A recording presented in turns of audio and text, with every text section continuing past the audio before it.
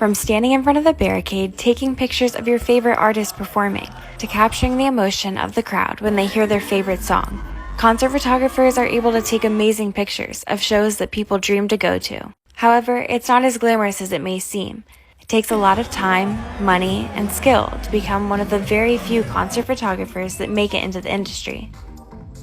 We'll be taking a look into the world of concert photography and exploring what it takes to get the perfect shot. Now let's meet our local Miami concert photographers to see how they got started and what gear they use to capture these exciting moments. Hi, my name is Ivan and I'm a concert photographer. Tonight we're at the Magic City Casino where I'll be covering Air Supply. I grew up around the music industry, worked in radio, worked for retail. It just seemed like a natural progression. I picked up a camera one day and decided I wanted to shoot a band live, and the rest was history. I am self-taught. I went online, looked up a few courses, and took a community class at one of the local high schools. Today I'm shooting with two Nikon D500s and Sigma 7200 2.8 with a 1750 2.8 to get both the zoom and wide shots. My name is Mark Medina. I'm a photographer here in South Beach and I work for World Red Eye. I got into concerts in college. I was a DJ, so I was involved in a lot of event production. And after college, I'd always been a photographer my whole life, so I kind of lucked into a job as a photographer, and that's just how it happened.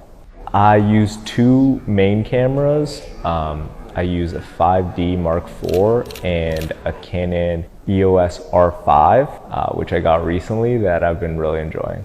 But a lot of things have to happen before these photographers can actually take to the photo pit. It's very difficult to reach out, just cold call a venue or a management company and ask for passes. So if you're associated with an outlet, that's going to make it 100% easier.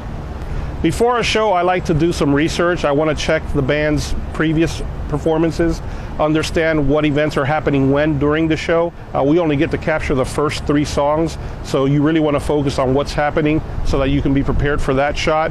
Once I'm done with that, I'll go ahead and prep my gear. I'll make sure batteries are charged, lenses are clean. I've got my credential holder, which is always nice to have, and then just head out to the show. Photography is a game of seconds, sometimes even less, so these photographers have to be ready during the concert if they want to capture the moment before it's gone. After I arrive at a venue, if it's a venue I've never been to before, I like to scope the place out, see the layout, and see the angles that I'm looking at for shooting.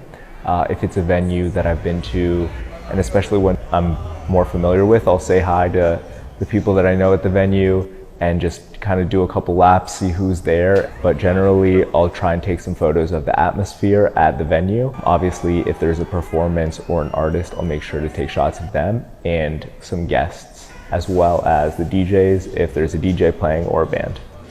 I generally shoot all manual. I have a couple custom presets in my camera that I go to, especially for flash and one for atmosphere or no flash shots. I generally try and keep my ISO as low as possible. My cameras can go quite high, so if the light is very low, I will bump up my ISO, especially if I have to bump up my shutter.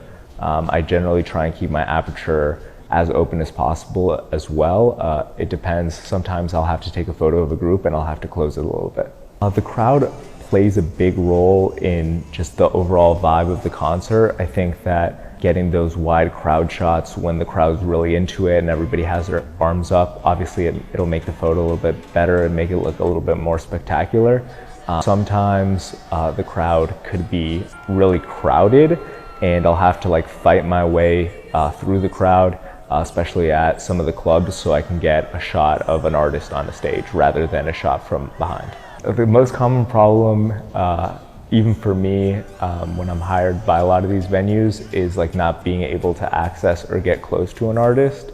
A lot of artists really value their privacy, and at a lot of venues, even bigger venues where I'm the house photographer, a lot of artists will limit the photo pit and who can take photos of them. Following a long night of shooting, photographers have to rush back home to start editing their work in order to put out their photos the next day. The editing process isn't as fun as being a foot away from your favorite artist. While journalistically you shouldn't be modifying your photos. I think concert photography does lend itself to improving or enhancing color, brightness, and things of that nature. For a single artist and maybe an opening act, that's a couple of hours the next day usually. If you're shooting a 3 or 4 day festival, you're going to spend multiple days because now you're shooting, in the thousands of photos that you need to go through. Lighting's really everything. A lot of venues like to use this really dramatic lighting. Sometimes they'll flood the stage with like these really harsh purples and reds, so that can be kind of tricky and you have to work around that. I tend to try not to use flash as much, just because I feel like it kind of ruins the vibe in a lot of shots. But that being said, using flash is sometimes necessary in a lot of places. After going home and editing their photos, photographers then upload the pictures online for the world to see. These pictures take on a life of their own, impacting people in ways the photographer might have never expected. So we talked to Brian Lopez, who recently went to a Jack Harlow concert in Miami, about how photographers influenced him before and after the show. I think having photographers at concerts are quite significant, for many reasons. But some that come to mind at the moment are just, them capturing the emotion of the fans, the artist, whether it's like confetti, falling from the ceiling, or whether it's like the fans hand-banging, rapping along, singing along. Some even get really emotional to the point where they cry because they see their favorite artist, whether it be Jack Harlow or anyone else, so up close and personal to the point where they're like breathing on them. I believe that it does make me feel more connected to the artist, and it kind of like revisits the experience that I had in attendance, and even after seeing through Jack Harlow's Instagram or his Twitter page, and also Jack's concert photographer, Alex Mason, it kind of makes me feel like reconnected, revisiting the experience overall, whether it be in attendance for like the New York shows, the Boston shows, the DC shows. It kind of makes me feel like as if I'm there in like some minor way possible.